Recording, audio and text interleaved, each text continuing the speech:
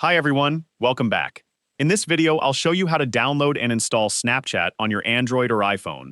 So first, make sure your phone is connected to Wi-Fi or mobile data, because you'll need an internet connection to download the app.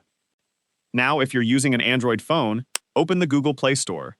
If you're using an iPhone, open the App Store. Next, tap on the search bar at the top and type Snapchat. Once you see the official Snapchat app in the search results, tap on it.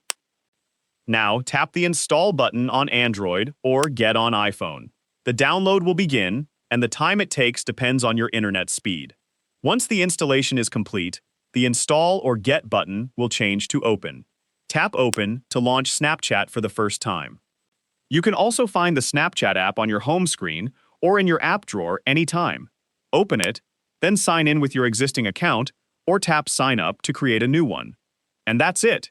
That's how you can download and install Snapchat. I hope this video helped. Thanks for watching, and I'll see you in the next one.